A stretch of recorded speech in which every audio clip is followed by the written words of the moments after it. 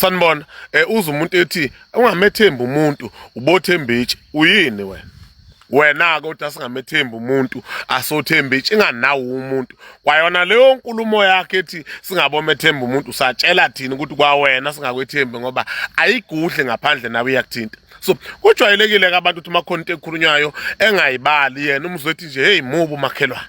Hayi mubu makhelwane uNkulunkulu wayengafuni nezulu mayidothanda makhelwane ungamthanda kanjani umuntu onje umakhelwane nawe kulaba abantu ohlala nabo umakhelwane. So kulindele ukuthi bazokhuluma same thing. Akekho oyibone ngcono. Mina akekho oyibone better. Wonke umuntu uyibone ngcono yilo ukhoma makhelwane wakhe, yilo ukhoma makhelwane wakhe yini.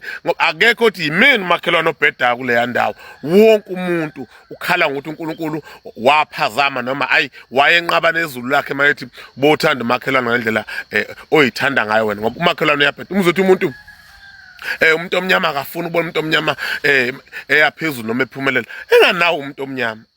Sisiclassify nawe siku-add lapho sikufake leyo category nawe yabantu abamnyama abangafuni ukubona umunye umuntu ephumelela ngoba nawo umuntu omnyama phela one awukwazi ukuthi ungamethemba umuntu bothembitshi ekubeni nawe umuntu meaning kwa wena fanele siqale singakwethembi ngoba le yokuthi umuntu omnyama nawe yayazi ne ukuthi umuntu ongadinga ukuthenjwa ngcono sithembitshi asikiyeke kwa wena sithembitshi. Mawuthi hayi umuntu omnyama akafuni ukubona umuntu omnyama ephumelele yaphezulu umuntu omnyama nawe kusho ukuthi ukuwo lowo mshungu wabantu abangafuni ukubona omunye umuntu omnyama ephumelela. So abantu bayathanda ukuthi mabeyikhuluma into kube ngathi ayimthinti yena umuntu omnyama akafuni umuntu omnyama ephambili mubu makhelwane uNkulunkulu wayengafuni nezulu mayethi wothanda makhelwane wakho njengoba usuke uyithanda wena umakhelwane ngamenzani njengobe njena nje nawo umakhelwane masingabuza umakhelwane wakho ngawe ngeke esho ukuthi hayi yimi engibhedayo umakhelwane uright. Masibuza wena ngeke usitshele ukuthi hayi uwo bhedayo umakhelwane uright. Wonke umuntu uyibona kude into okuyibukisise lenkulumo ethi umuntu omnyama akafuni umuntu omnyama eyaphezulu nalena ethi umakhelwane mubi uNkulunkulu wayengafuni nezulu nalena ethi wothemba umuntu kunokuthembitshi kwa wena nawe odlulisa leyo nkulumo asikuthembi ngoba nawe umuntu. Ngenza kwethu-ke uthi-ke umkhwanazi ungabe umthemba umuntu bothemba itshwe uthi-ke usuke sezishiya phi-ke yena lo muntu osuke ethi ungabe umthemba umuntu othemba itshe okusho ukuthi kwayena naye ngeke simthembe ngoba phela yena uyini ngoba naye ungumuntu okusho ukuthi ifa sithemba amatshe kusho ukuthi kwayena angathenjwa.